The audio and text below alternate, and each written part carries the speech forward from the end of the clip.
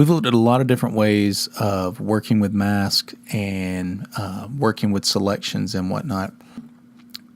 But what do we do when we need to make a more detailed selection? We've talked a little bit about how to use the pen tool and mastering the pen tool in order to create vector-based paths that we can then convert into selections. Now, what I've got on both of these files right here is I have a lot of stuff going on in the background. Sometimes you have to use the pen tool in order to make your selection. So what I have on both of these is I have already created a couple of different paths. This is one of my paths. This path is going to be a path that goes all the way around what I'm wanting to keep. And then I've also got this one and this one and this one, which are going to be areas that I use to take out.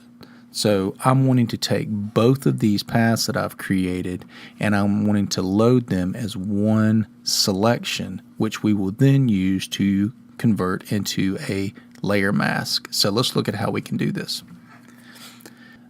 A few weeks back, we talked about how we can use our selection tools to go in and create more advanced selections by adding to selections, holding shift, and taking away from selections, holding option.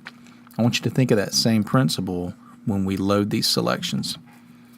Now, a quick way to load a vector-based path that is created as a selection is to hold down your command key and click on the path.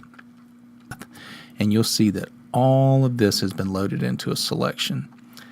If I were to go to the layer that I wanted to apply this as a layer mask and click layer mask, I can see that it does it, but I have areas that I don't want inside of my mask. I can still see some of that city scene in between his shirt and his arm and his leg, in between his shoes, and then in between the bottle and his shirt.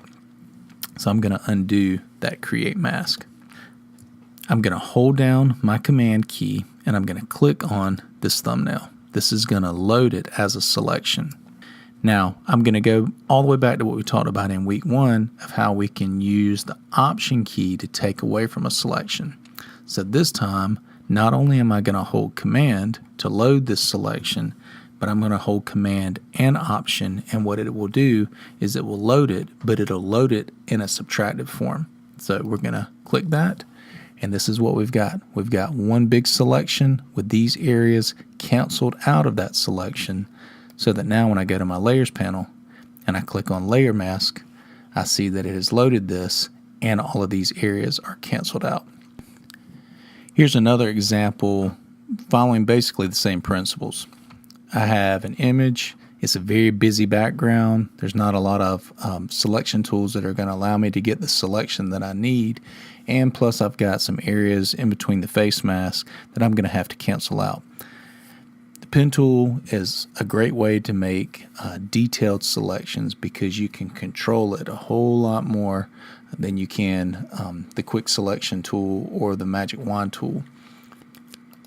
So again, I have two different paths. I have a player path with a path that goes all the way around the player, and then I have a face mask path that's going to go basically just around these areas of the face mask. So let's do this. Hold down command. We're going to click on the player thumbnail.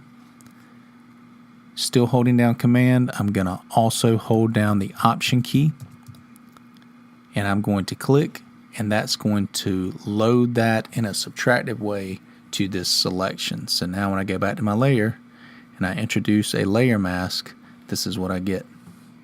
There's a lot that we can do with this, and we'll explore that a lot in our next video.